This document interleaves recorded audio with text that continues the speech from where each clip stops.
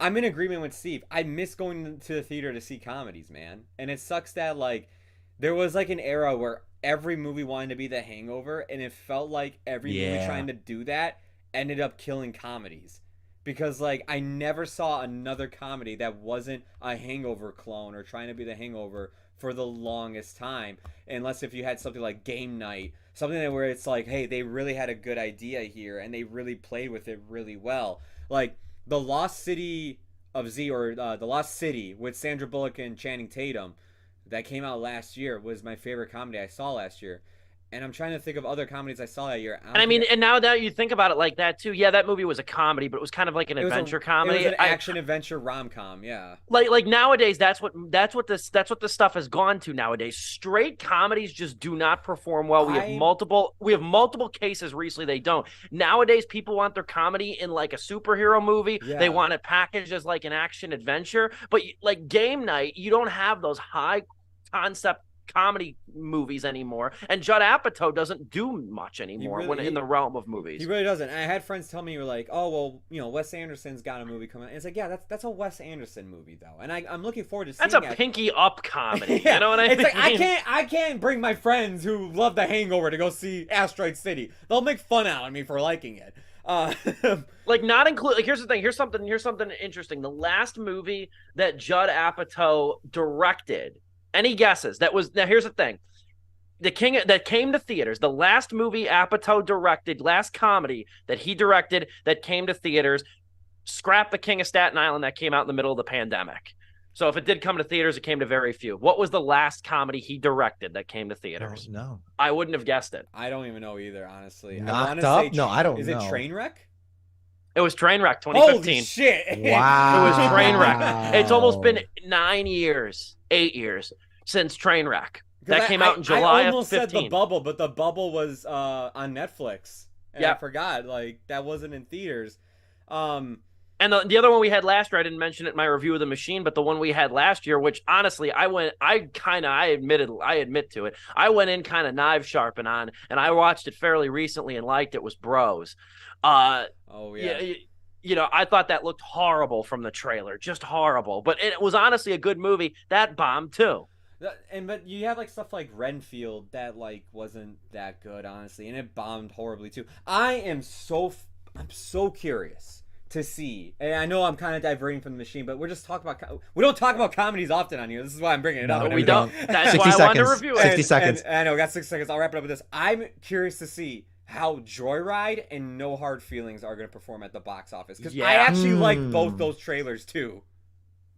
I'm prioritizing both those movies, mainly because I'd like to go to the theater and laugh. And I think I think both those movies look very good. They do. They really do. We were talking about The Machine, the Bert Kreischer movie in theaters, kind of diverged a little bit, which, you know, I have no problem with, because we were talking about just the deficit of comedies in theaters nowadays too.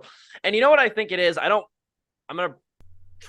think I've ever voiced this publicly, but I'm going to try to voice this publicly. You know what I also think an issue is without comedies in theaters now? They've become really a streaming thing. They have. They've become really, like, a lot of comedies have been relegated to streaming. And let me throw this out there really quick. This is not armchair like conservatism over here, but I just want to say this, though. It's something I think does have a point. You look at how reactionary Twitter is and the outrage culture and how everybody takes little things out of context and blows them up.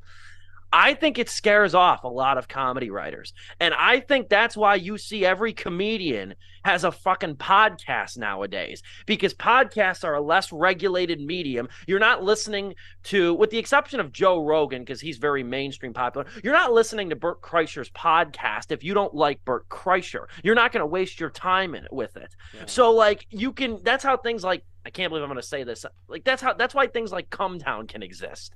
You know what I mean? You're right. That's exactly it. Yeah. The target demographic, it is so niche, and that fan base will eat it up. You don't really have to worry about the outrage machine coming after you like you do a mainstream movie that even is on Netflix.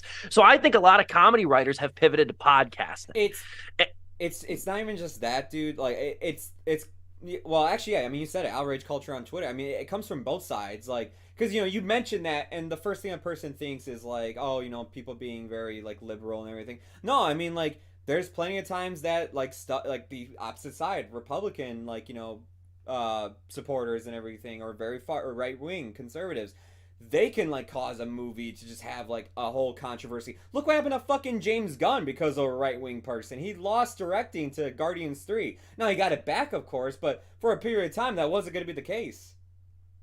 Exactly. And I think too that consumer taste now, like every Marvel movie has most Marvel movies, unless we're talking Guardians 3, has some comedic elements to it. Exactly. You know, some very, very prominent comedic elements. I guarantee you there's going to be some laughs in Across the Spider-Verse tomorrow. Yeah. You know, so like, but that's just it though. That's why ultimately I wanted to review The Machine on the show, because I miss going to the theater to laugh. And I know I wasn't super successful with this choice, but I also miss talking about comedies with you guys on the show too. Like I miss it. Game Night, those movies, like they're great. They're fun to talk about and rehash. I'm really thinking like the other comedy I saw in theaters that I really enjoyed. It's back in 2018. It was Good Boys, the movie about those like three boys like going. Yeah. That to me was one of them that was like shit. That was funny as hell. That was. And you know it's worth mentioning too. Did you guys see that Strays got delayed? Are you serious? Strays got delayed because I was making my movie schedule for next week. It was supposed to come out, that R-rated movie about the vulgar stray dogs. Yeah. The vulgar stray dogs. That got delayed now till August. It was supposed to come out June 8th. Yeah. Huh. And like because I hadn't seen any promotion for it, and I'm like, and I looked it up, and I'm like, it didn't get delayed. The poster's still up at the theater. Sure as shit, the thing's coming out August 18th now. Okay. Yeah, I think, you know, like, and I think back to other comedies too. I mean, like, there was an era. it was an infamous weekend that Steve and I had to go through. We had to go see an Amy Schumer comedy, I Feel Pretty, a Melissa McCarthy comedy where she goes back to college or something like Life that. of the Party. Life of the Party, yeah. And then there was one other. It wasn't a comedy, but it might as well have been because of how bad it was.